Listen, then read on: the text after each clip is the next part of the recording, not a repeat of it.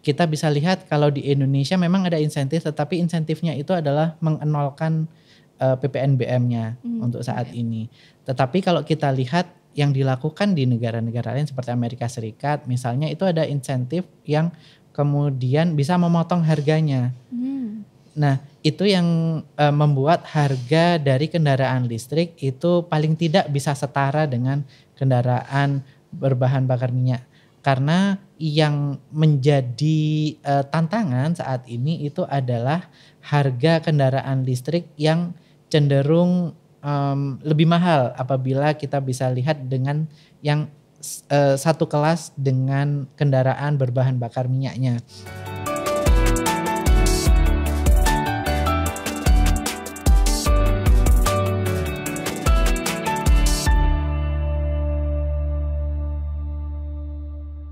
Assalamualaikum warahmatullahi wabarakatuh.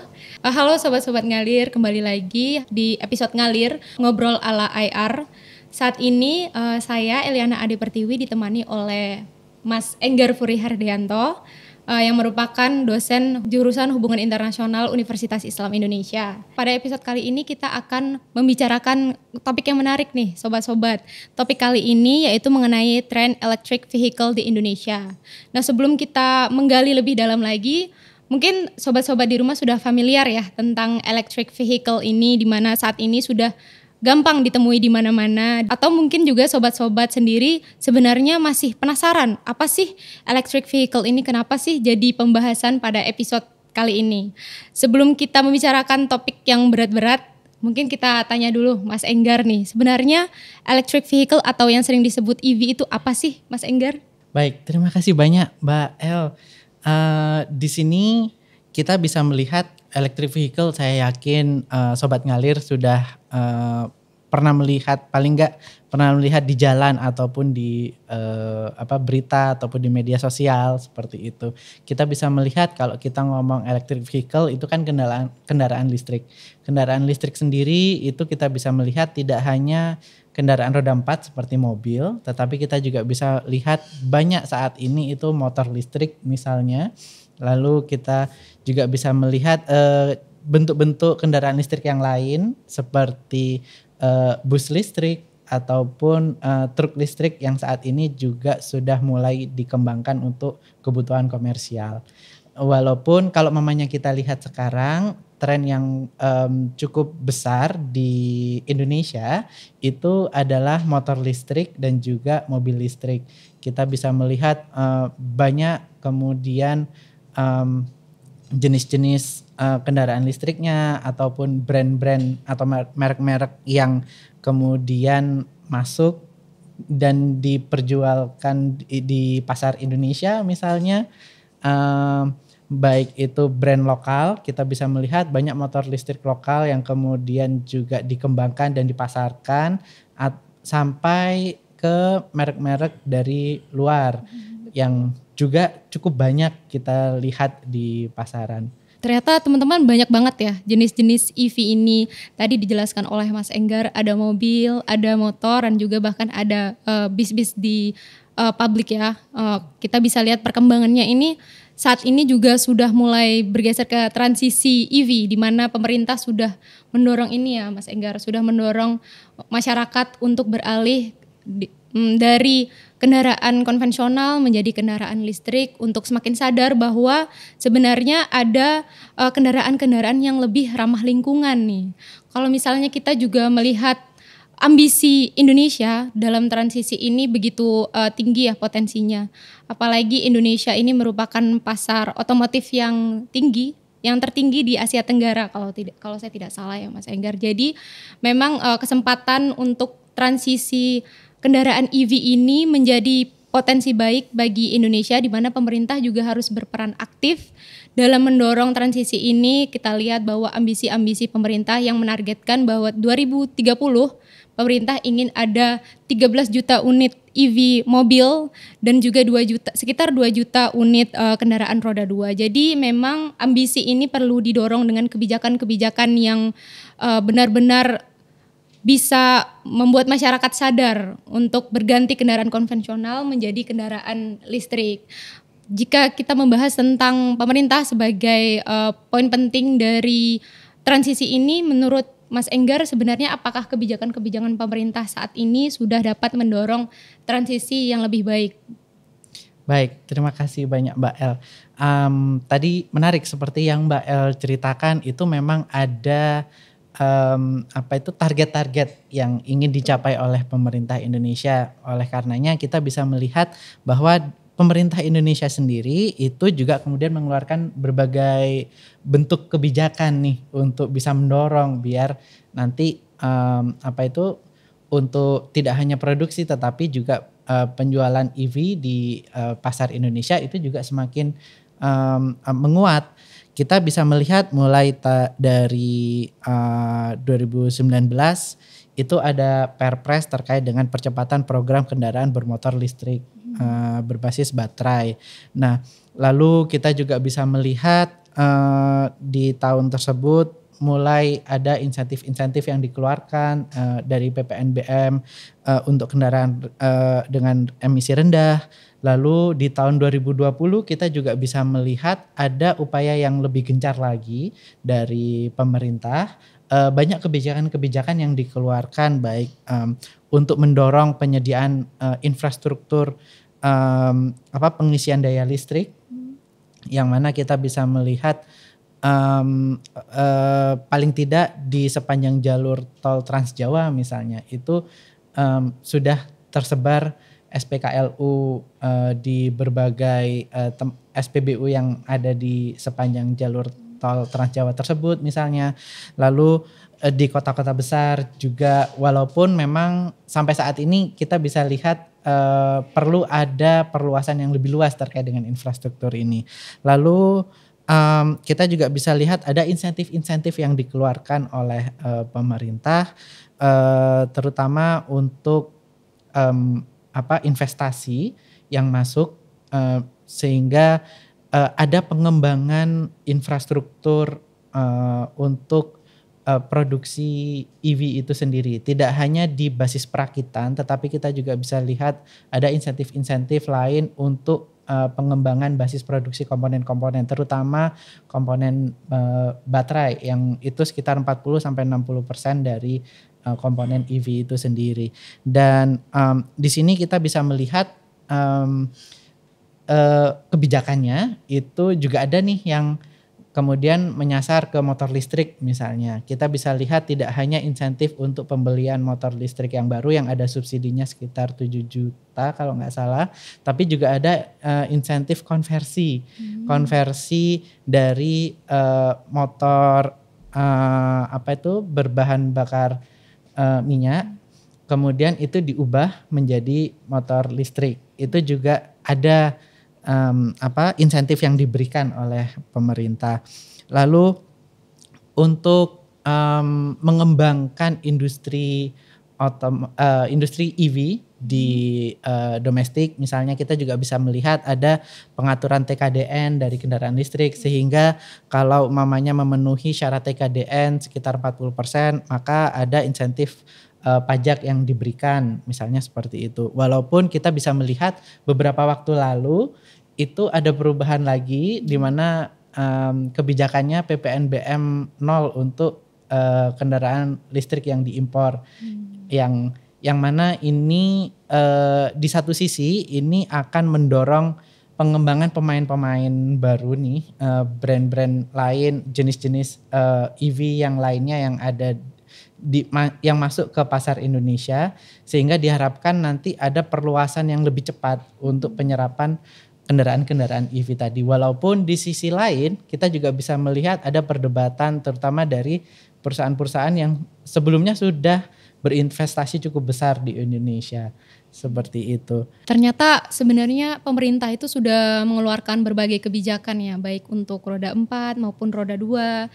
Indonesia saat ini juga harus belajar dari negara-negara lain mengenai transisi ini, karena terutama negara-negara lain itu sudah lebih dahulu melakukannya, seperti Cina sudah dari 15 tahun yang lalu memikirkan transisi ini, sedangkan Indonesia sudah mulai mengeluarkan kebijakan transisi energi terbarukan ini tahun 2019 dengan Perpres. Nah, jadi Indonesia juga di sini dapat belajar seperti dari Norwegia, dari Cina atau dari Amerika Serikat yang sudah stabil dalam menjalani transisi EV ini. Mungkin dari tadi Mas Enggar sudah bahas tadi tentang charging station. Jadi dari masalah baterai ini, memang di Indonesia ini rasio perbandingan antara kendaraan EV dan juga charging station itu 7:1. Sedangkan kalau di negara-negara ketiga tadi yang saya sebutkan yaitu Cina, Norwegia atau Amerika Serikat itu perbandingannya sekitar 25:1. Jadi memang jumlah charging station di Indonesia ini harus segera diatasi ya, terutama untuk mengurangi tentang kecemasan bahwa sebenarnya kendaraan-kendaraan EV itu tidak dapat digunakan dalam jarak tempuh yang jauh. Jadi di Indonesia ini perlu mengkaji ulang mengenai charging station atau menambah berbagai charging station di tempat-tempat penting seperti yang Mas Enggar sebutkan tadi di tol terutama. Kemudian untuk Indonesia juga dapat belajar dari Norwegia di mana di Norwegia itu mungkin insentif tadi sudah disebutkan oleh Mas Enggar sebanyak 40% ya Mas Enggar jika lulus TKDN. Jadi kalau di negara lain itu minimal 50%. Mungkin itu juga bisa jadi perhatian pemerintah Indonesia untuk segera dikaji ulang bagaimana transisi ini dapat didorong memenuhi target. Kemudian untuk dari Cina mungkin kita bisa belajar ini tentang perumahan-perumahan di Cina itu kan padat ya Mas Enggar, sama seperti di Jakarta mungkin di kota-kota yang penduduknya padat itu mereka lebih memilih menggunakan kendaraan umum atau memilih menggunakan charging station di tempat umum. Tapi kalau di Cina sudah ada yang namanya battery swapping. Jadi tidak perlu menunggu lama di tempat umum untuk charging, tapi sudah langsung bisa mengganti baterai dan melanjutkan perjalanan menggunakan kendaraan EV tersebut. Jadi memang range anxiety ini memang perlu diatasi di Indonesia, terutama untuk transisi ini dan dapat mendorong masyarakat kita selain sadar bahwa kendaraan EV ini lebih ramah lingkungan, juga kendaraan EV ini lebih ramah di kantong atau kendaraan EV ini sudah dapat dicas di mana-mana seperti itu. Kemudian untuk kedepannya nih Mas Enggar, menurut Mas Enggar itu apa sih yang bisa diterapkan di Indonesia yang dipelajari dari negara-negara lain tersebut? Ya, menarik yang sudah Mbak El sampaikan tadi. Kita bisa lihat ada insentif.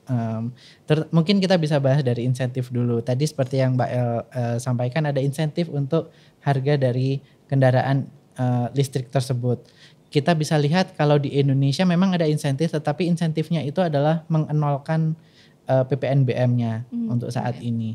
Tetapi kalau kita lihat yang dilakukan di negara-negara lain seperti Amerika Serikat, misalnya itu ada insentif yang kemudian bisa memotong harganya. Nah, itu yang membuat harga dari kendaraan listrik itu paling tidak bisa setara dengan kendaraan berbahan bakar minyak. Karena yang menjadi tantangan saat ini itu adalah harga kendaraan listrik yang cenderung lebih mahal apabila kita bisa lihat dengan yang satu kelas dengan kendaraan berbahan bakar minyaknya. Nah, ini yang kemudian menjadi tantangan karena let's say kita bisa lihat dengan harga sekitar 200 sampai 300 juta, kita bisa lihat ada kendaraan listrik yang dijual di range harga tersebut, tetapi ukurannya lebih kecil daripada kendaraan berbahan bakar minyak yang dengan range harga yang sama.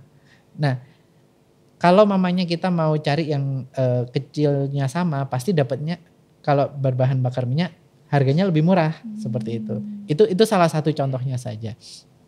Nah, pertama masalah harga itu tadi, itu yang mungkin bisa dipelajari ataupun dievaluasi apakah memungkinkan kemudian itu diterapkan di Indonesia. Lalu kita juga bisa lihat terkait dengan charging station. Charging station ini tadi sudah disampaikan bahwa negara-negara tadi baik itu Norwegia, Tiongkok ataupun Amerika Serikat itu telah memiliki jaringan pengisian listrik untuk atau SPKLU kalau kita menyebutnya itu yang cukup tersebar dan ini yang kendala yang kita hadapi karena selama ini SPKLU yang ada di Indonesia mungkin baru terpusat di kota-kota besar. Dan kita sebenarnya bisa lihat ini kayak tebak-tebakan duluan mana telur sama ayam nih. Karena kita bisa lihat kendaraan listrik itu nggak akan bisa banyak kalau orang tidak dijamin bakalan banyak nih tempat SPKLU-nya untuk mengisi daya kendaraannya. Tetapi di sisi lain SPKLU nggak bakalan bisa operasional kalau nggak ada cukup EV yang ada di jalan untuk menutupi operational cost dari SPKLU itu sendiri. Nah, ini yang kemudian jadi dilema, dan di sini mungkin inilah pemerintah di mana bisa masuk dan bisa membuat kebijakan untuk memastikan ketersediaan infrastruktur yang memadai sehingga memberikan kepercayaan diri bagi masyarakat untuk bisa kemudian mulai beralih ke EV. Karena itu tadi salah satu masalahnya kan range anxiety yang Mbak El sampaikan tadi. Salah satu alternatif yang menarik tadi battery swap. Itu tadi yang dijalankan di Tiongkok ataupun Amerika Serikat seperti itu. Itu adalah salah satu alternatif yang menarik juga yang bisa dijajaki.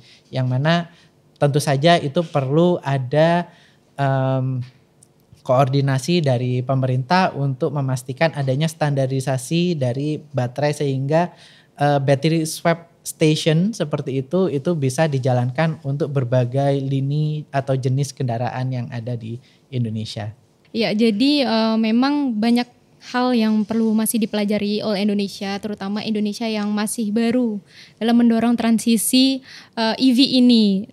Tapi jika dilihat di masyarakat, sebenarnya masyarakat saat ini sudah lebih sadar ya Mas Enggar mengenai pentingnya untuk mengganti hal-hal atau mengganti kendaraan yang lebih ramah lingkungan lagi. Menurut jajak pendapat dari Tempo, membuktikan bahwa kesadaran dari apalagi generasi muda nih saat ini sering menyebut diri mereka orang-orang altruistik atau orang-orang yang mementingkan kepentingan banyak orang dibandingkan kepentingan diri sendiri. Jadi itu adalah salah satu motivasi mereka untuk mengganti dari kendaraan konvensional menjadi kendaraan listrik. Jadi mereka ingin menjadi salah satu orang-orang yang altruistik tersebut. Dan juga selain itu sebenarnya kalau dari jajak pendapat tersebut menyebutkan bahwa mengganti kendaraan yang konvensional menjadi kendaraan yang berbasis listrik itu sebenarnya alasan gengsi. Padahal sejatinya sebenarnya kendaraan listrik ini harusnya lebih murah ya Mas Enggar dibandingkan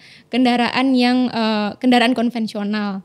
Jadi alasan-alasan itu juga harus diperhatikan oleh pemerintah untuk lebih menyadari generasi-generasi muda bahwa ada kendaraan yang lebih ramah lingkungan dan juga motivasinya juga harus mengedepankan hal tersebut ya Mas Enggar, mengedepankan untuk menyelamatkan dunia gitu, lebih ke kaum altruistik. Kemudian selain itu juga para produsen juga harus memperhatikan apa yang diinginkan dan apa yang dibutuhkan oleh konsumen sehingga nanti model-model mobil yang ditawarkan atau model-model kendaraan baik roda 4, roda 2 juga bisa memenuhi kebutuhan dari para konsumen. Selain itu juga pemerintah harus ini ya Mas Enggar harus menyadarkan masyarakat jika memang belum dapat memenuhi atau dapat berpartisipasi dalam membeli kendaraan EV ini juga harus mendorong diri sendiri untuk menggunakan kendaraan umum. Kendaraan umum kan kata Mas Enggar juga saat ini sudah mulai diganti dengan yang EV, dengan model EV. Jadi memang tugas pemerintah lagi untuk menyadarkan masyarakat bahwa transisi ini harus didukung oleh masyarakat juga. Seperti itu ya Mas Enggar. Jadi banyak juga dampak yang baik ya dari transisi ini. Mungkin Mas Enggar bisa lebih elaborasikan. Iya, untuk dampak baik kita memang bisa melihat, tidak bisa dipungkiri ada aspek-aspek positif yang juga bisa kita dapatkan dari EV ini sendiri. Pertama tentu saja dari sisi lingkungan ya, karena EV ini berbasis dari listrik yang disimpan dalam baterai, otomatis saat berjalan itu tidak ada emisi yang keluar.